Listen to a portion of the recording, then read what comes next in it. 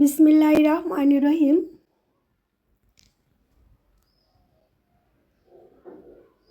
যে কাঁদিয়ে নিজে কেঁদে ফেলে সে হলো মা, যে কাঁদিয়ে মানিয়ে নেয় সে হলো বাবা।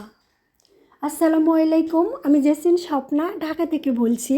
জেসিন স্বপ্না সাব্বির ব্লগ থেকে সবাইকে আরেকবার স্বাগতম। কাছে এবং দূরে, দেশ ও দেশের বাইরে যে যেখান আমার ভিডিও দেখছেন এবং দেখবেন, আশা করছি আল্লাহর রহমতে সবাই ভালো আছেন। আলহামদুলিল্লাহ, আমিও ছোট্ট পরিবার নিয়ে ভালো আছি। সবার সুস্বাস্থ্য কামনা করে আজ আমার ছোট্ট একটা সুন্দর ভিডিও খিচুড়ি দিয়ে আমি স্টার্ট করে দিয়েছি। আশা করছি আপনাদের কাছে ভালো লাগবে। ঝড় বৃষ্টি ঠান্ডা হলেই আমাদের মজার মজার খাবার আইটেম বের হয়ে যায়।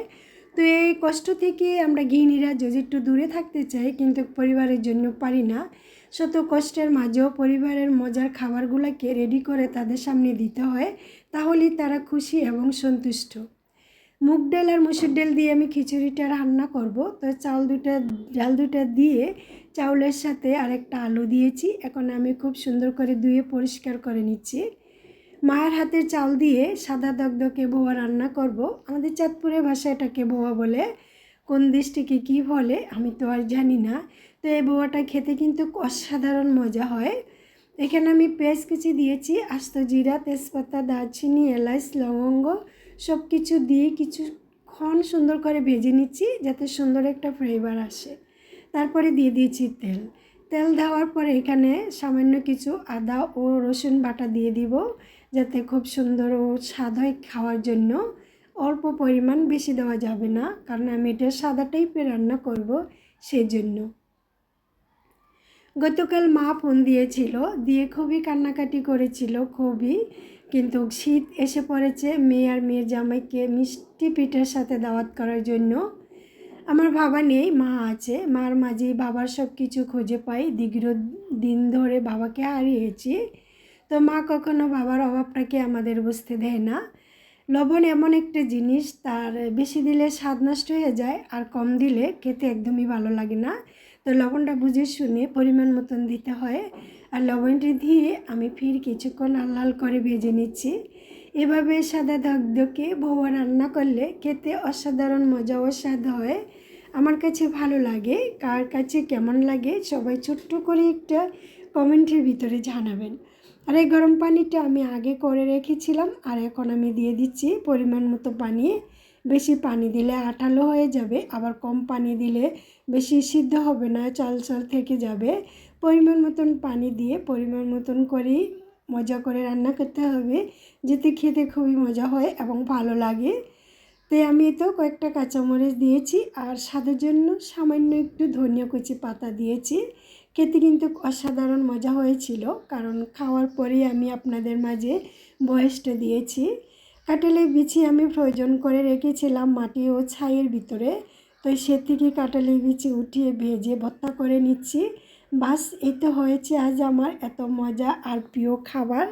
তারপরে আমার বাবা খুব মজা তৃপ্তি সহকারে আগ্রহ করে খাবারটা খেতে টেবিলে বসে পড়েছে। ওইদিকে আমার ছেলে আছে আর আমিও আছি। শীত চলে এসেছে, মায়ের ধাবি জামাই নিয়ে পিঠা খেতে যেতে হবে। আমার চাঁদপুরে নানান ধরনের পিঠার আইটেম। শীতের ভিতরে জামাই মেয়েদেরকে, আত্মীয় স্বজনকে অনেক দাওয়াত করা হয়, পিঠা বানানো খাওয়ানো হয়। তো আমি বলেছি তোমার জামাই আসুক অফিস থেকে, তারপরে বলে জিজ্ঞেস করে দেখি। তো এইখানে এই তো আমার খাওয়া দাওয়া হয়ে গেছে। আব্দুর রহমানের বাবা তো অফিসে চলে গেছে, আর এদিকে আমি আবার দুপুরে রান্না করে নিচ্ছি। তো আজকে আব্দুর রহমানের বাবা রান্নায় দুপুরে বাসায় আসবে না, তো আমি আমার মতো করে একটু মাছের ঝুড়ি ও ঝরঝরা বানিয়ে নিচ্ছি। কয়েকদিন আগে আমি এটা বানিয়েছিলাম, খেতে কিন্তু আমার কাছে অনেক ভালো লাগছিল, সেই জন্যে আমি ফির আবার বানানো শুরু করে দিয়েছি। তো আমি কীভাবে বানাচ্ছি সেটা আপনারা অবশ্যই দেখতে পাচ্ছেন। এখানে পেঁয়াজ, দারচিনি, এলাচ সমস্ত মশলা উপকরণগুলো দিয়ে আমি খুব সুন্দর করে লাল লাল করে মশলাটা কষিয়ে ভেজে নিচ্ছি। মা, সে বকবে, মারবে, শাসন করবে, আবার অনেক অনেক ভালোবাসবে। নিজে একবেলা না খেয়ে সন্তানকে খাওয়াবে, 5 টাকা চাইলে 10 টাকা দৌড়িয়ে দিবে। এই পৃথিবীতে একজনই আছে যে কোনো স্বার্থ ছাড়া মন থেকে ভালোবাসে। মার কাছে যতই ভুল করো না কেন, মার কাছে সব ভুলের ক্ষমা আছে। সত্যি মা, আমি তোমাকে অনেক ভালোবাসি। তো ওই কালকে আমার মায়ের কান্না দেখে আমি সারা রাত ঘুমাতে পারিনি। আমার মা যেভাবে আমাকে আকুতি বিনতি করে কান্না করেছিল আর যাওয়ার সময় বলেছিল। তো যাদের মা বেঁচে আছে সবাই তো জানেন, আর যাদের মা বেঁচে নাই তারা তো মায়ের অভাবটা ভোগ করছেন।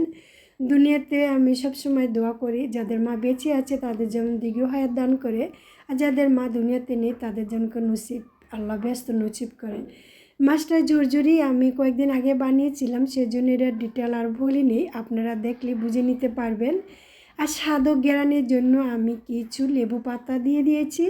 এত মজার এত স্বাদ হয়েছিল কি বলবো, বলতে পারছি না, কারণ আপনাদেরকে যদি না খাওয়াতে পারি তাহলে তো আপনারা বিশ্বাস করবেন না, আর খাওয়ানো গেলে তো অবশ্যই বিশ্বাস করতেন। অনেক অনেক ভালো হয়েছে, অনেক অনেক লোভনীয় মজাদার হয়েছে। নিজের খাবার কিন্তু নিজেই প্রশংসা করতে হয়, নিজেই বুঝি ভালো মন্দ, ভালো হলে আমি বলি মজা হয়েছে, আর না হলেও বলি। আর এদিকে খাওয়া দাওয়া সব কিছু অবশেষ করে আমি আমার ফিল্টারটাকে একটু পরিষ্কার করে নিচ্ছি।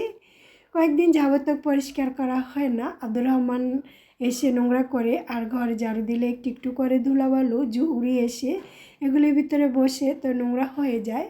তো সবসময় এগুলো একটু একটু করে পরিষ্কার করে রাখলে দেখতে সুন্দর লাগে। আর পরিষ্কার পরিচ্ছন্নতা তো আমাদের পরিবার বা ইমানের একটা অংশ। সবসময় পরিষ্কার থাকাটাই আমাদের জরুরি এবং ভালো লাগে পরিষ্কার থাকলে। বাবা সবসময় বলে কারো ভালো সময় তার এড়িয়ে চলবি, 3 দিন দাওয়াত দিলে 1 দিন যাবি, কিন্তু খারাপ সময় না ডাকলেও গিয়ে হাজির হবি। টাকা পয়সা ক্ষমতা কোনো কিছু দিয়ে হেল্প না করতে পারলেও যদি তার পাশে থাকো বা তাকে দিয়ে একটা ভালো মন্দ কথা বলে সান্ত্বনা দাও তাহলে সে বল পাবে।